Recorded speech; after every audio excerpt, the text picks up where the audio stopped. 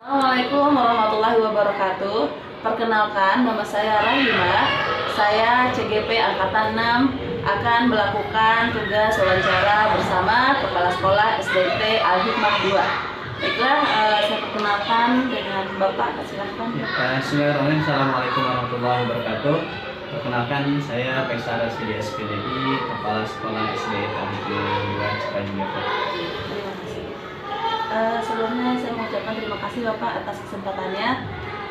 Izinkan hari ini saya melakukan wawancara. Ada beberapa hal yang ingin saya tanyakan terkait cara Bapak mengambil keputusan yang berhubungan dengan kasus-kasus dilema etika dan rujukan moral. Pertanyaan pertama, selama ini bagaimanakah caranya Bapak mengidentifikasi kasus-kasus mana yang termasuk rujukan moral, mana yang termasuk dilema etika? Dilema etika itu seperti kasus benar lawan benar ya, sedangkan rujukan moral salah lawan salah. Baik, untuk terkait kebijakan moral atau dilema etika, ya, memang kita merujuk SOP yang sudah ada, yang sudah kita buat, sehingga nanti kita bisa lihat ya apakah permasalahan ini masuk ke dalam kategori yang melanggar SOP atau seperti apa, sehingga kita bisa mengidentifikasi apakah kasus ini bisa kita kita lihat ya, sehingga nantinya apakah kasus ini memang bisa dikategorikan tadi rujukan moral atau dilema etika. Jadi kalau rujukan moral apakah itu salah dengan benar gitu ya? Kalau dilema etika benar, benar gitu kan. Tapi kita melihat kemaslahatan yang lebih banyak. Kemudian selama ini bagaimana cara terutama terhadap kasus-kasus yang dihadapkan dua-duanya sama-sama benar nih Ustaz? Terkait hal permasalahan yang memang sebetulnya keduanya bisa dikategorikan sama-sama benar ya. Cuman mungkin kalau keduanya benar, kita bisa melihat mana yang lebih utama ya, atau maslahatnya yang lebih banyak gitu kan.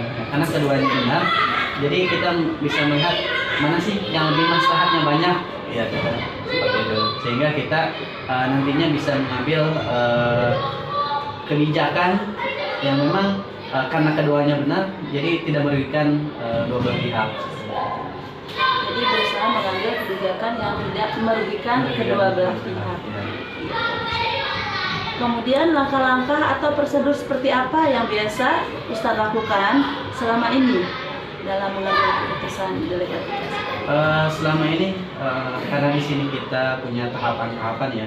Jadi untuk mengambil sebuah keputusan memang kita biasanya berkoordinasi atau diskusi dengan pertama, karena di sini ada wali kelas ya, maka kita berdiskusi dengan wali kelas untuk memberi informasi. Kemudian ketua gugus dan juga di sini ada waka gitu kan, yang nantinya bisa membantu dalam menggali informasi yang lebih lanjut, sehingga kita bisa nantinya mengambil kesimpulan ya dari permasalahan yang sudah ada.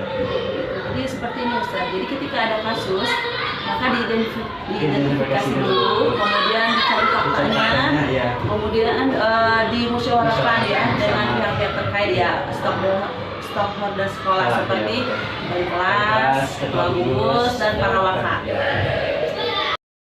Kemudian pertanyaan selanjutnya, hal-hal apa saja yang selama ini dianggap efektif Ustaz dalam pengambilan keputusan terhadap kasus-kasus dilema etika ini?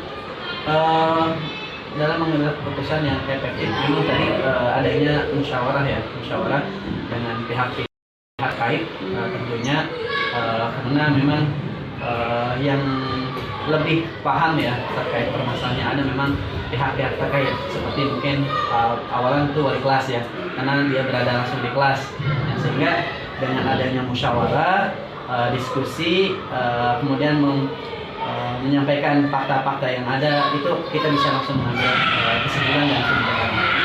Oke, Ustaz, jadi musyawarah gitu ya dengan pihak-pihak terkait dan diskusi gitu ya. Diskusi, ya. Itu hal yang paling efektif Iya. ya. Kemudian hal-hal apa sajakah yang selama ini yang menjadi tantangan bagi Ustadz dalam pengambilan keputusan ini? Tantangannya adalah memang biasanya itu terjadinya komunikasi yang kurang efektif, Oh, dengan komunikasi yang kurang efektif, koordinasi. Jadi sehingga banyak kesalahpahaman. jadi kesalahpahaman Ya, ya, itu harus yang- komunikasi. Iya gitu betul, ya, miskomunikasi baik dari contohnya di sini wali kelas ke orang tua ataupun baik wali kelas menginfokan tidak ada info ke manajemen atau kepala sekolah itu kan. Pertanyaan selanjutnya, apakah Ustadz mempunyai sebuah jadwal gitu ya dalam menyelesaikan kasus-kasus yang dihadapi selama ini? Untuk jadwal mungkin tergantung kasus yang kita hadapi ya. Bisa jadi kalau memang itu kasusnya berat, memang kita biasanya menjadwalkan untuk bertemu dengan pihak-pihak tertentu. Tapi kalau kasusnya mungkin bisa langsung kita atasi, kita langsung atasi di saat itu. Tepat saat itu gitu ya.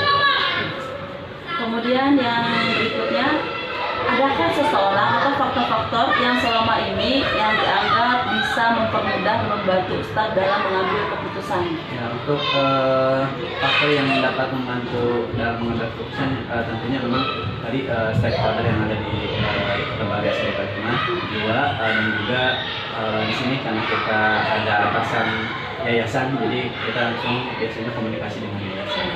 Jadi stakeholder sekolah ya, guru gitu ya, wali kelas dan yayasan. Ya. Kemudian pertanyaan yang terakhir nih Ustadz, pembelajaran apa yang dapat Ustadz petik dari permasalahan semua ini? Yang mungkin yang dapat kami petik ya dari permasalahan yang memang ada, memang kita perlunya komunikasi yang efektif, kemudian adanya musyawarah sehingga kita bisa mengambil hal-hal yang memang lebih maslahat gitu kan, lebih maslahat sehingga tidak merugikan orang lain ya. Apalagi bila ada masalah-masalah yang memang keduanya benar, kita bisa mengambil yang lebih maslahat. Baik Ustadz, seperti ini ya yang wawancara saya hari ini, mudah-mudahan bermanfaat. Baik Ustadz, pertanyaan terakhir, dari semua hal yang telah disampaikan, pembelajaran apa yang dapat Ustadz petik dari pengalaman dalam mengambil keputusan kasus-kasus dilema etika ini?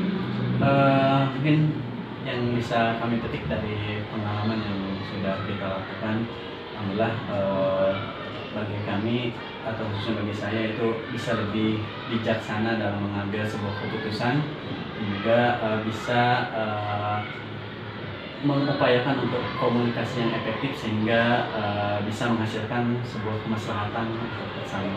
Oh iya, seperti itu ya Ustaz. Jadi bagian sebuah pendewasaan dan pembelajaran juga dan untuk bisa mengambil keputusan yang lebih bijaksana ya, untuk kemaslahatan semua pihak gitu ya, agar kasus dilema etika ini dapat selesai dengan semua pihak tidak dirugikan seperti itu ya. Baik Ustadz, alhamdulillah udah selesai pertanyaan yang dapat saya sampaikan.